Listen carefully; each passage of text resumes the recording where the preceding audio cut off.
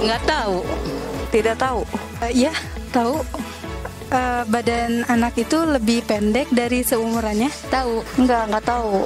Gagal pertumbuhan pada anak ya? Kayaknya kurang ASI sama gizi buruk ya? Nggak tahu saya. Malah saya pengen tahu artinya itu apa ya.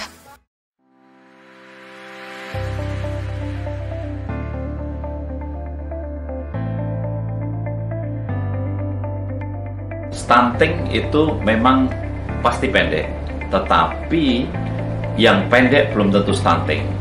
Stunting adalah kegagalan pertumbuhan yang diakibatkan oleh karena adanya gangguan asupan gizi secara kronis ataupun karena penyakit secara kronis.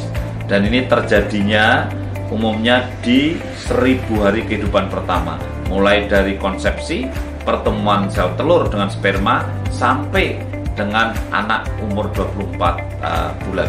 Oleh karenanya disinilah stunting itu terjadi, dan stunting itu di samping ukurannya pendek, kemudian juga dia perkembangannya, jadi ada kecerdasannya juga, kemampuan berorientasi, merespon lingkungan itu lebih lambat dibandingkan yang tidak stunting.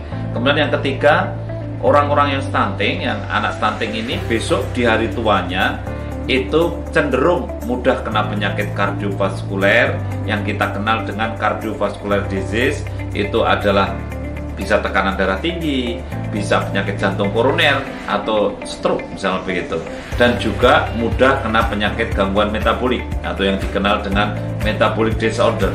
Ini bisa saja diabetes atau kencing manis, dan juga ada penyakit-penyakit seperti osteoporosis yang kemudian mudah keropos tulangnya.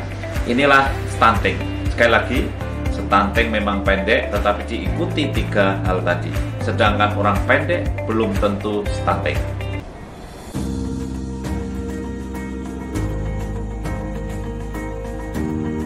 Stunting ini disebabkan oleh faktor nutrisi, di mana ada asupan gizi yang kurang dalam jangka panjang. Mungkin ibunya yang mau hamil itu anemia, sehingga sebelum hamil lebih baik periksa dulu anemia atau tidak, gitu ya. Kemudian selama hamil mungkin asupannya kurang, sehingga akhirnya gizi yang ada pada ibu hamil kurang, dan akhirnya anaknya pertumbuhannya jadi lambat. Juga mungkin ibu hamilnya tidak sehat karena sebab-sebab lain, karena penyakit tertentu, sehingga pertumbuhan janinnya juga tidak sukses, sehingga janinnya lahir dengan ukuran yang lebih kecil daripada normal.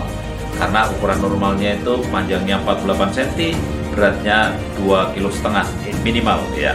Inilah sebab stunting. Setelah lahir bisa juga lahir tidak stunting tapi kemudian jadi stunting. Apa sebabnya?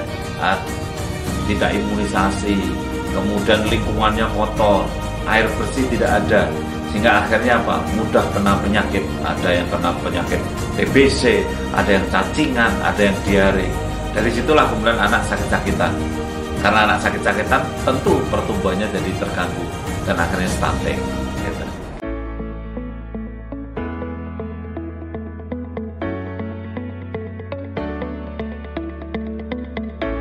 Banyak orang bertanya bahwa gimana cara ngatasinya stunting. Nah, ingat bahwa stunting ini bisa diatasi kalau sudah lahir, kemudian ternyata stunting bisa diatasi di 1000 hari kehidupan pertama, sebelum usia 24 bulan. Jadi diatasi dengan cara bagaimana? Nah, ASI-nya harus eksklusif. Kemudian setelah 6 bulan harus disertai makanan pendamping ASI. Ingat, gizi seimbang, isi piringku. Artinya apa? Tidak cukup hanya 4 sehat 5 sempurna, tetapi ukurannya, berapa proteinnya, berapa karbohidratnya, berapa airnya, berapa lemaknya, kemudian berapa vitaminnya yang masuk, mineralnya yang masuk. Saya kira ini harus diatasi, diberikan untuk mengatasi kondisi stunting. Oleh karena itu, kalau sudah anak kita stunting, ingat ASI-nya dan asupan makanan pendamping ASI-nya sampai usia 24 bulan. Setelah itu kita sudah sulit untuk mengatasi stunting. Maka ingat, kesempatan untuk mengatasi stunting adalah di 24 bulan pertama kehidupan.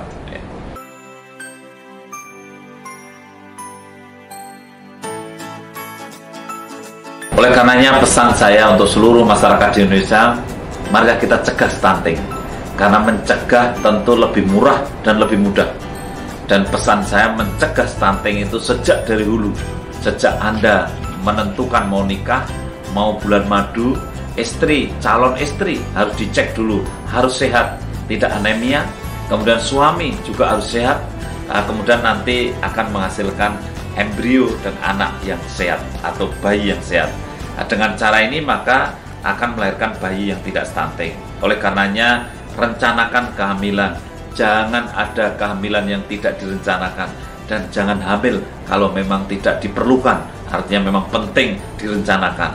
Dan setelah anak lahir, jangan disia-siakan. Harus diberikan ASI eksklusif yang baik. Dan kemudian sekali lagi, waktu 1000 hari kehidupan harus kita manfaatkan dengan sebaik-baiknya.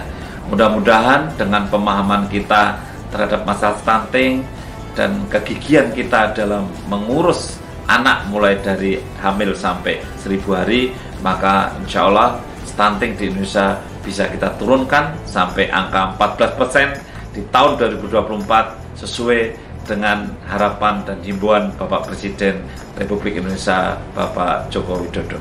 Terima kasih. Wassalamualaikum warahmatullahi wabarakatuh.